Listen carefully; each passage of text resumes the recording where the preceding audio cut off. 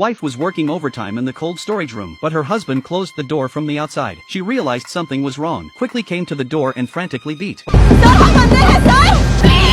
But by then, Dae-jin had already locked the store door. He left the place without a care in the world. She quickly searched her pockets for her cell phone. She realized that she had left it on the counter in the lobby for convenience. What's worse, the mall was empty at midnight. She couldn't make any contact with the outside world, and the temperature in the cooler was dropping rapidly. With only half sleeves on, she would soon be frozen into an ice sculpture. The woman was terrified. She immediately found a cart. She rammed it into the door of the cold storage facility, but the door was made in China. Each time she hit it, her despair grew. She looked at the steel door, which was unharmed. She stood by the shelves in disbelief, hoping it was just a joke between her husband and her. But until the woman's eyes were red from the cold, and a slight frostbite on her face, the doctor never came back. All she could do was keep walking back and forth, rubbing her arms to get some heat. But the temperature in the cold room is still dropping. She couldn't last long with the little heat she generated from her exercise. That's when she accidentally found a ticket stub from the nearby movie theater in her pocket. Looking at the information on the ticket, and looked at the time on her watch, she knew she still had a chance. Immediately got a tin plate from the shelf, quickly went behind the hard cold storage door, staring at her watch. Soon the last movie in the theater was over. Crowds of people poured out of the theater. The time had come. She lifted her plate and slammed it against the door to create a commotion, but the people passing by were talking and laughing. No one noticed the woman's feeble plea for help, but she hit it too hard. She accidentally hit her hand,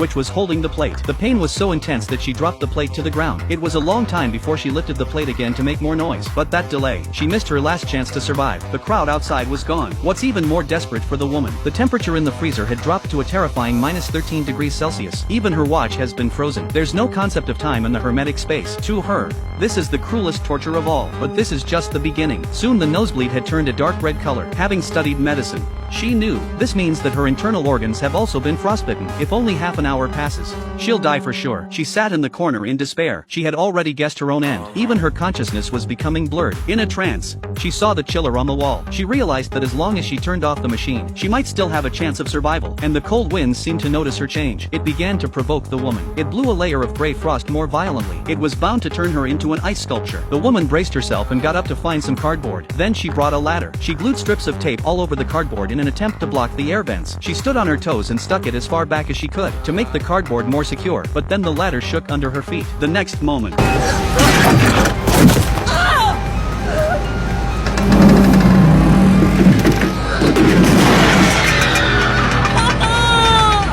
the collapsing shelf smashed her ankle into two pieces. The pain was so intense that she couldn't stop crying. After she calmed down, she carefully removed the fabric wrapped around her foot. Only then did she realize that her foot had been bent into a crescent moon. Just the slightest touch of the whole thigh will send a piercing pain to the bone. The girl broke down and cried. She couldn't understand what she had done wrong. Her husband was so cruel as to kill her. And in this minus 20-degree cold storage room, if she can't get out in half an hour, she'll be waiting for the cruelest torture in the world. Woman lifts her right foot and places it carefully in the middle of the shelf. Then she picks up a piece of cardboard from the floor and slowly pushed it into the gap between her foot and the shelf. Soon her right foot was firmly fixed, stuck in the gap.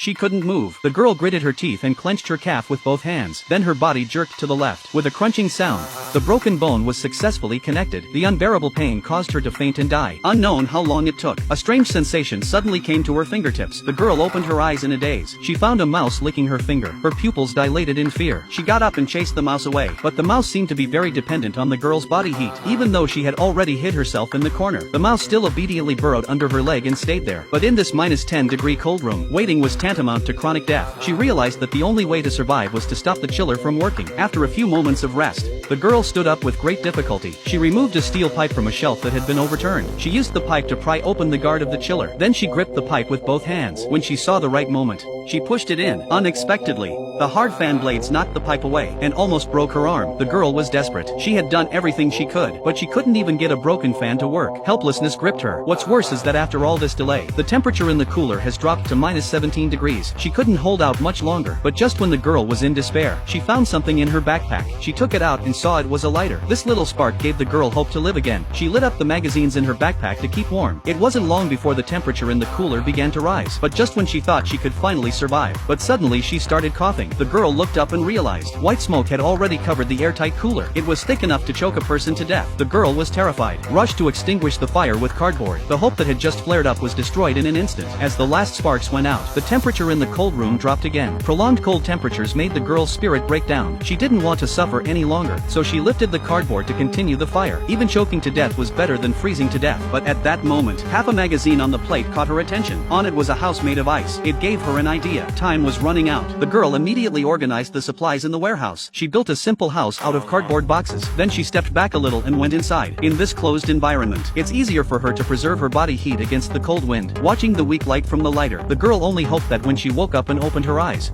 she would see someone coming to save her. Not knowing how much time had passed, she pushed open the cardboard box in front of her. The first thing she saw was a dead rat. It seemed to tell her that this was the end of her. The girl wanted to get out of the hole to check on the rat's condition, but when she moved her right hand, she felt a sharp pain. When she looked down, she realized her arm was frozen to the floor at some point. She knew that if she didn't move to keep the heat